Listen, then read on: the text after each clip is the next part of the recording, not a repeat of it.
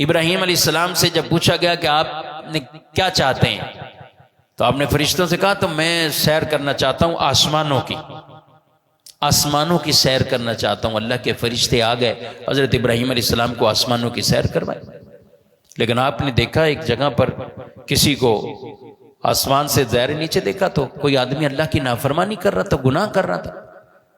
تو آپ نے کہہ دیا یا اللہ یہ تیرا بندہ ہو کر تیرا رزق کھاتا ہے، سب کچھ کرتا ہے، پھر بھی گناہ کر رہا ہے، نافرمانی کر رہا ہے، اس کو تو ہلاک کر دے۔ اب وہ آپ کی دعا قبول ہوئی اس کے حق میں تو وہ ہلاکت ہوئی۔ آگے گئے تو پھر ایک بندے کو دیکھا ایسے ہی کر، پھر ہوا تو ایک بندے کو پھر دیکھا تو وہ یہی کر رہا ہے، تو آپ نے سب کے لیے یہی کہا تو اللہ پاک نے اپنے فرشتوں سے کہا کہ ابراہیم خلیل اللہ سے کہہ دیں کہ آپ نیچے زمین پر تشریف لے جائیں، اگر یہی معاملہ رہا تو میرے بندے تو ہلاکتوں میں چلے جائیں گے۔ اور پھر فرمایا اے میرے خلیل پیارے، میں اپنے بندے کے ساتھ معاملہ اتنی فوراً آنن فانن سزا کا نہیں کرتا،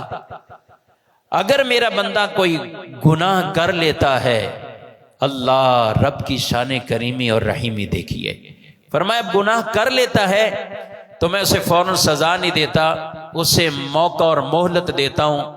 ہو سکتا ہے یہ توبہ کر لے اپنے گناہ سے، وہ اپنے گناہ سے توبہ کر لے۔ فرمایا اگر گناہ سے توبہ کر لیتا ہے تو میں اس کے گناہ معاف کر دیتا ہوں، اور فرمایا کہ اگر اسے توبہ بھی نہیں ملی اور ایسے ہی وہ دنیا سے چلا گیا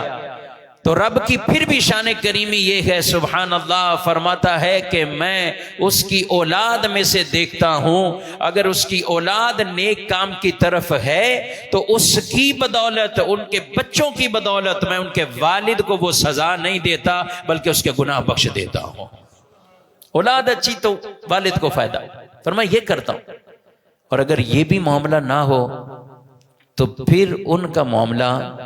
وہ میرے ذمہ کرم پر ہے، قیامت کے دن چاہوں عذاب دوں چاہوں بخش دوں، ایسا نہیں کہ انہیں فوراً عذاب میں مبتلا کروں۔ یہ اللہ کی شان کریمی اور شان رحیمی ہے۔ اور اس امت کے لیے تو اللہ نے جو پیچھے دستور بھی تھا اسے بھی تبدیل کر دیا کہ جب انبیاء کو جھٹلایا جاتا تھا تو اس وقت ایک مدت اور وقت جب آ جاتی کہ نبی وہ کہہ دیتے کہ اب ان میں کوئی امید نہیں رہی کہ یہ کوئی راہ راست کی طرف آئیں، تو اللہ نے پھر ان پر عذاب نازل کیے۔ آپ سورہ اعراف 8ویں پارے کے اندر وہ پڑھ کر دیکھیے، قوم سمود کے واقعات ہیں، قوم شعیب علیہ السلام کے واقعات ہیں، قوم لوط کے واقعات ہیں جنہیں اللہ نے عذاب دیے۔ مگر جب پیارے نبی علیہ السلام کی امت کی باری آتی ہے، امت میں دو طرح کے ہیں، ایک ہے امت اجابت اور ایک ہے امت دعوت۔ امت اجابت وہ جنہوں نے نبی کے پیغام کو مانا، قبول کیا، جیسے ہم امتی بیٹھے ہیں، ہم امت اجابت میں ہیں۔ اور امت دعوت میں یہ سارے کفار بھی امت دعوت کے اندر آتے گئے کہ جن کو حضور کا پیغام پہنچا مگر انہوں نے قبول نہیں کیا، یہ بھی امت کہلاتی ہے امت دعوت۔ یہ کہ انہیں پیغام پہنچ گیا تو اللہ نے فرمایا وما کان اللہ لیعذبہم وانت فیہم، اللہ کی یہ شان نہیں ہے اے محبوب، آپ جن میں موجود ہیں اللہ اس قوم کو عذاب کے اندر مبتلا فرمائے، یعنی کفار پر بھی ایسا عذاب نہیں آیا۔ اور پچھلی قوموں کے جو دستور تھے وہ بھی تبدیل فرما دیے گئے۔